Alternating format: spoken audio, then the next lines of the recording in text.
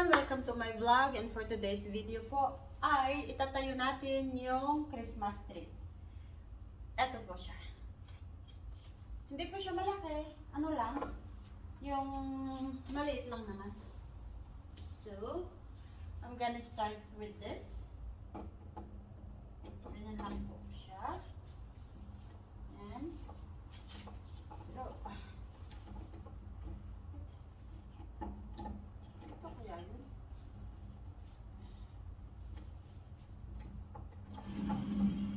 Nagalaw. Galaw-galaw po siya. Gumalaw-galaw po siya. Ganyan lang po natin.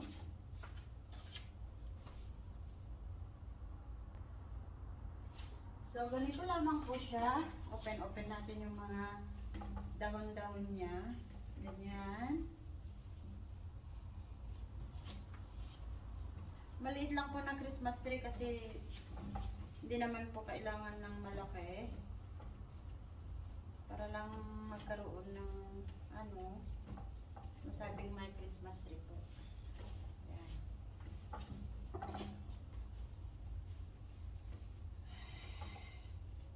Parang first time ko lang pong ginawa ito dito dahil unang-una hindi naman po talaga masyadong inaano dito ang Christmas dahil Muslim country nga po ito. Ang kagandahan lang po ay wala naman pong pakialam yung mga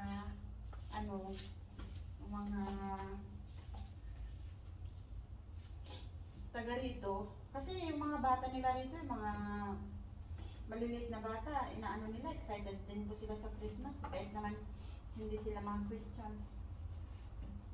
Nag-aano pa rin sila. Parang it's a children's thing po dito ito. So,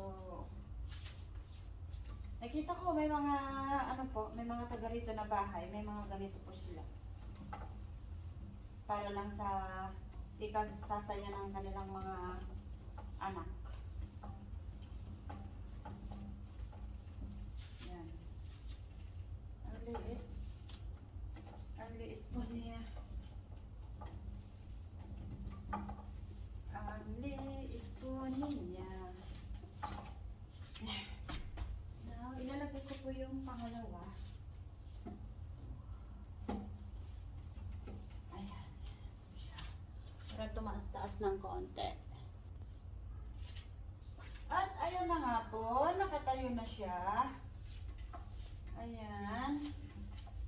Hindi po siya malaki.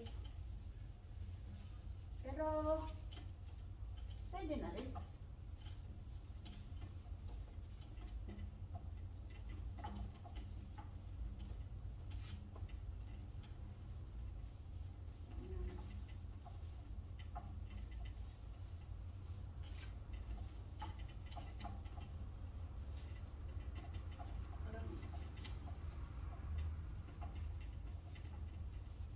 Mataas din naman po siya konti.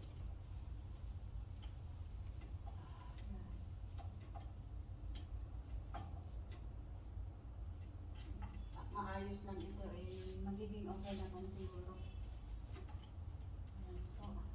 Aayusin ko muna po Okay guys, nakatay na po ang ating munting Christmas tree. Now, maglalagay po tayo ng decor.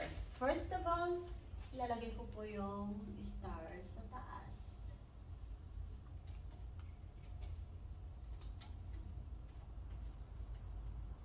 Saan ba ito ilalagay?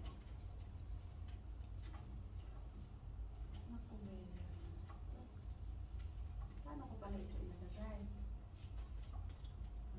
Ganyan lang. Parang hindi naman maganda. Ganyan. Parang hindi naman po siya maganda.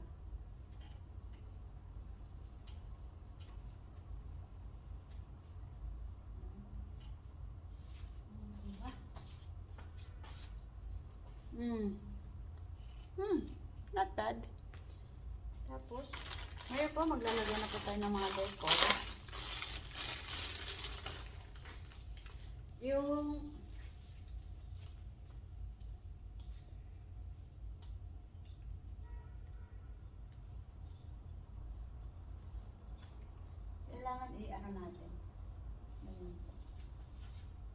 ikalat po natin yung kulay.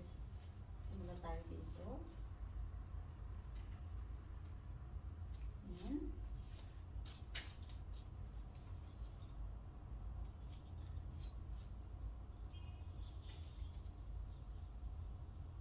Ibebed lang po natin yung dulo para hindi po mahulog yung ating decor. Ang decor. Ay, wala namang tusok. Aray. Okay. Meron din po tayong ganito.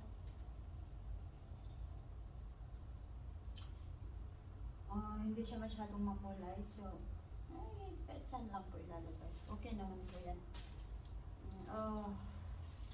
Patularing tali. Paano yan? Paano ko ito ilalagay? Nagtinda sila ng walang tali po. Ito meron naman. So, dahil po may silver, yan, lagyan na natin ng pula.